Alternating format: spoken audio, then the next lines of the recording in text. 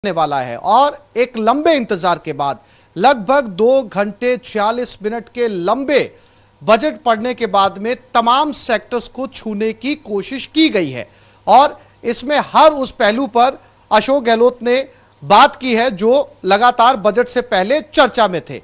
तो क्या उस सेक्टर्स में सभी लोग संतुष्ट हुए? अलग अलग वर्ग के आज हमारे साथ इसी पर एक पैनल यहां पर मौजूद है। सबसे पहले उनका तारुफ आपके साथ करवाते हैं, फिर चर्चा को आगे बढ़ाते हैं। कांग्रेस से डॉक्टर प्रदीप चतुर्वेदी हमारे साथ हैं और भाजपा से पंकज जोशी हमारे साथ बैठे हैं। एग्रीकल्चर एक्सपर्ट डॉक्टर शीतल प्रसाद शर्मा हमारे साथ हैं और उद्योग जगत से नीलेश अग्रवाल अध्यक्ष हैं सीतापुरा इंडस्ट्रीज एसोसिएशन के। सबसे पहले पंकज जी मैं आपके पास आना चाहूंगा, चूंकि लंबे समय से हम इंतजार कर रहे थे कि बजट जो है वो आएगा, ये एक्सपेक्टेशंस होंगी। आपसे पहले जो आपके साथी बैठे थे बीजेपी के, उन्होंने काफी उम्मीदें जताई थी। अब जब बजट पारित हो चुका है, बजट सामने आ चुका है, आपकी पार्टी की प्रतिक्रिया भी सामने आई, संतुष्ट नहीं है। उनका कहना है कि ऋण ज्यादा बढ़ेगा। आपको क्या लगता है कि गहलोत ने हर सेक्टर को छूने की कोशिश की है? देखिए, बिल्कुल छूने की कोशिश नहीं की। मैं कह रहा हूँ कॉस्मेटिक बजट टाइप जो है बजट दिया आपने, क्योंकि पूंजीगत एक्सपेंडिचर में कहीं भी आपने नहीं बताया कि हम जो है पूंजीगत एक्सपेंडिचर कहाँ करेंगे, मतलब कैपिटल एक्सपेंडिचर कहाँ करेंगे। जहाँ मेजर एक्सपेंडिचर होनी थी, जो रेवेन्यू बनती है, प्रदेश की रेवेन्यू बनती, आप देखिए रिफाइनरी के बारे में जब बात की तो रिफाइनरी के बारे में कोई बजट प्रावधान नहीं किया गया कि हम रिफाइनरी को ला करके जो है वहाँ पर रोजगार जनरेट करेंगे, हम जो है इसको आगे लेके जाएंगे। इसी तरीके से आप ईस्टर्न कैनाल की बात करते हैं तो ईस्टर्न कैनाल का भी जो है उन्होंने पूरा का पूरा ठीकरा जो है वो केंद्र में जो है उठा करके फोड़ दिया। यहाँ तक कि जो छोटी छोटी चीजें थी उन पे आपने डीपीआर के लिए 1-2 करोड़ रुपए किए, लेकिन ईस्टर्न कैनाल की कहीं बात नहीं करी। इसका मतलब कहीं ना कहीं आप ये नहीं चाहते हैं कि बड़े प्रोजेक्ट्स जो हैं उसके ऊपर कोई भी एक्सपेंडिचर जो है आपके जाएं।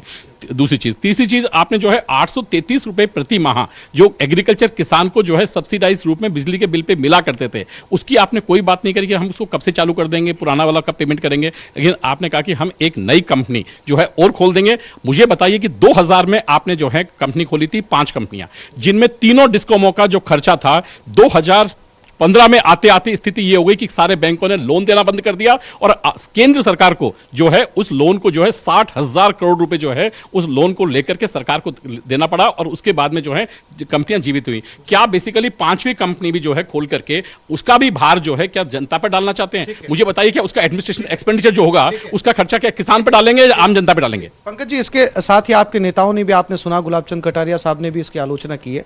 अब आलोचना के बाद में जो चीज आपको वास्तव में बजट में अच्छी लगी है, 1-2 ऐसी चीजें बता पाएंगे हमारे दर्शकों को?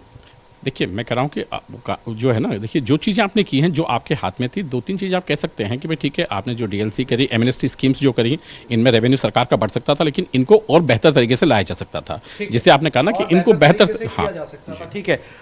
जैसा कि प्रदीप जी आपने सुना, मैंने इनसे कोशिश की बहुत अलग अलग तरीके से कि ये बजट की 1-2 अच्छी बातें बताएं, लेकिन इन्होंने कहा कि घोषणाएं हैं, और आपने सुना सतीश पूनिया को भी, गुलाब चंद कटारिया को भी, कि घोषणाएं हैं अमल में लाना। लेकिन आपको लगता है कि इस बजट से, जो कि सबसे लंबा बजट कहा जा रहा है, खुद मुख्यमंत्री ने लगातार 13 से 14 बार लगातार पानी पी पी कर इस बजट को पढ़ा है और यह भी नहीं कहा कि इस बजट को पढ़ा हुआ माना जाए, बल्कि पूरा बजट पढ़ा है। आपको लगता है कि राजस्थान की जनता के हित में यह बजट है? देखिए, सबसे पहले मैं मुख्यमंत्री जी को बधाई देना चाहूँगा कि उन्होंने 2.25 घंटे के अपने इस उद्बोधन में इस कोरोना काल के बाद जो अपना बजट पेश किया है, ये उनका तीसरा बजट है इस कार्यकाल का। उसमें उन्होंने कोशिश की है कि संसाधन सीमित होने के बावजूद, क्योंकि कोरोना महामारी के कारण आपको लगता है, आपको पता ही है कि सारे प्रदेश की जो अर्थव्यवस्था थी वो चरमरा गई थी, लेकिन इसके बावजूद भी उन्होंने बेहतर प्रबंधन के माध्यम से देश में कोरोना कार्यकाल के दौरान, महामारी के दौरान उन्होंने बेहतर काम किया। इसकी तो प्रधानमंत्री खुद उनकी तारीफ कर चुके हैं। उसके साथ साथ मेरा ये मानना है कि उन्होंने अपने इस संतुलित बजट में अपने संसाधनों को देखते हुए, क्योंकि आज भी जो स्वास्थ्य की जो समस्या है प्रदेश में वो आज भी प्राथमिकता है, तो मुख्यमंत्री जी ने अपने संसाधनों की सीमित उपलब्धता को देखते हुए उन्होंने कृषि, स्वास्थ्य, शिक्षा और आधारभूत ढांचे के विकास की जो बात प्राथमिकता इसमें तय की है। इसके साथ साथ उन्होंने सर्वांगीण विकास की बात भी की है। आप देखें कि अभी भी जो जीएसटी का पैसा, जिसको कि मुख्यमंत्री जी लिखते रहे हैं, सरकार से अपील करते रहे केंद्र सरकार से कि वो जीएसटी का पैसा समय पर दें, लेकिन केंद्रीय सरकार का जो रुख है कि जब भी संसाधन राज्य सरकारों, जो विशेषकर जो कांग्रेस की सरकारें हैं उनको विशेषकर संसाधन तब उपलब्ध कराए जाते हैं जब उनको उनकी आवश्यकता का समय निकल जाता है। तो मैं समझता हूं वित्तीय प्रबंधन का सबसे महत्वपूर्ण पहलू यह है कि जब सरकारों को उनके पैसे संसाधनों की जरूरत हो और वो समय पर दे दिए जाएं तो उसका अच्छा उपयोग होता है। लेकिन कांग्रेस की सरकारें जहां जहां पर भी देश में हैं वहां केंद्रीय सरकार इस सुविधा का राजनीतिक उपयोग कर रही है और समय रहते, समय निकलने के बाद आंशिक रूप से या एक मैसेज के रूप में वो बात करती है। तो मैं समझता हूं अशोक गहलोत जी ने अपने वित्तीय प्रबंधन में, चूंकि वो खुद साइंस ग्रेजुएट हैं, वो इकोनॉमिक्स ग्रेजुएट, पोस्ट ग्रेजुएट हैं और लॉ ग्रेजुएट हैं, उन्होंने अपनी सारी संभावना योग्यता को यूज करते हुए प्रदेशवासियों को एक बहुत अच्छा और एक सकारात्मक पैकेज देने का बात की है। से लौटूंगा प्रदीप जी आपके पास में। उद्योग जगत से भी जो है वो बातचीत करना बहुत ज़रूरी है। नीलेश जी, आपने पूरे बजट को सुना, इनफैक्ट हम लोगों ने साथ बैठकर ही पूरे बजट को सुना। आपको लगा कि आपकी इंडस्ट्रीज को भी जो है वो राहत देने की कोशिश की गई? नमस्कार, मैं मुख्यमंत्री जी को बधाई दूंगा। बहुत ही संतुलित बजट कोरोना काल के बाद दिया है। जहां तक उद्योगों की बात है तो रिप्स 2014 और रिप्स 2019 जो पॉलिसियां हैं ये पिछले दिसंबर में रिप्स 2019 अनाउंस की गई थी। तो आज बजट में बहुत ज़्यादा कुछ उद्योगों के लिए अनाउंस नहीं किया गया है। ऐसा एमिनिस्ट्री स्कीम आई है और कुछ स्टैम्प ड्यूटी और किसी तरह की डीएलसी रेट कम करने की बात है, तो उसका हम स्वागत करते हैं।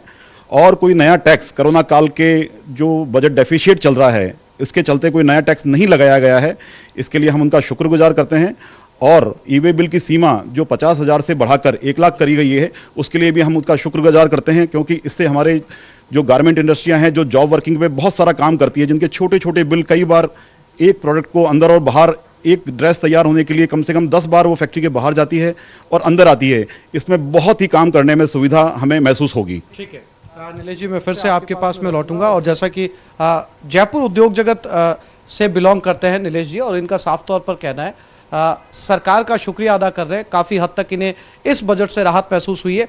कृषि पर बात करते हैं सर, कृषि के लिए तो बजट की अलग से घोषणा ही कर दी गई है, यानी इसे देखा जाए तो कृषि पर बहुत ज़्यादा फोकस आज के बजट में है। वैसे सुंदर सा लगने वाला एक आकर्षक सा बजट है, लोक लुभावन बजट है। और एक बात जो ठीक सी लग रही है वो ये है कि कोई करारोपण नहीं किया गया है।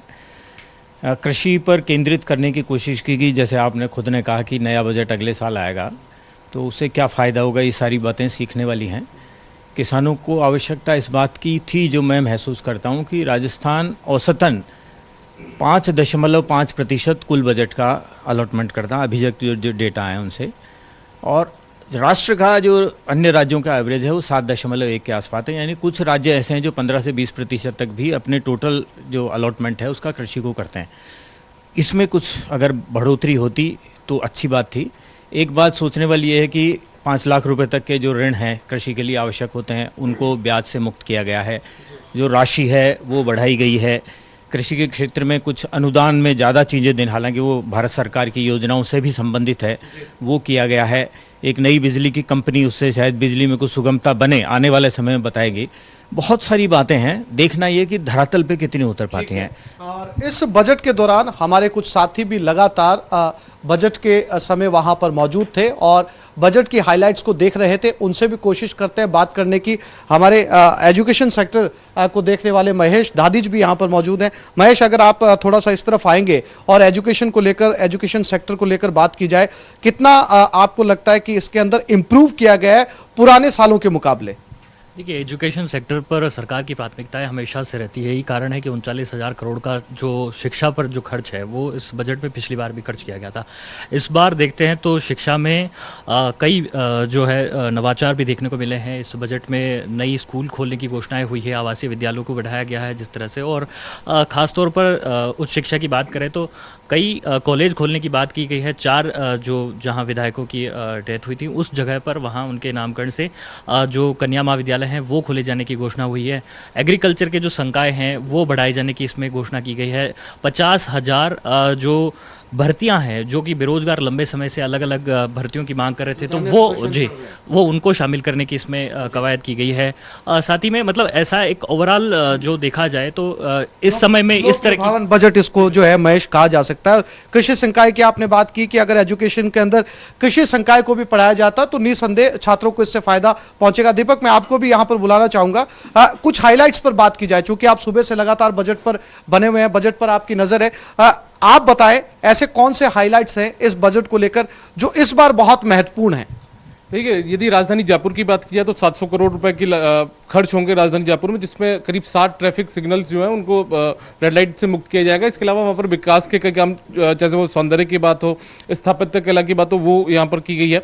इसके अलावा यदि ग्रामीण इलाकों की बात की जाए तो जिस तरीके से शहरिया और जो विशेष योग्यजन जो श्रमिक हैं उनको 100 दिन से बढ़ाकर 200 दिन का जो रोजगार है वो यहाँ पर दिया जाएगा। ये यदि आप देखें मनरेगा से जुड़ी बात है तो उसमें। इसके अलावा यदि आप बात करेंगे तो अभी तक जो निकाय थे वो निकाय आर्थिक तंगी से जूझ रहे थे, वो खुद के जो इनकम थी वो राजस्व हासिल नहीं कर पा रहे थे।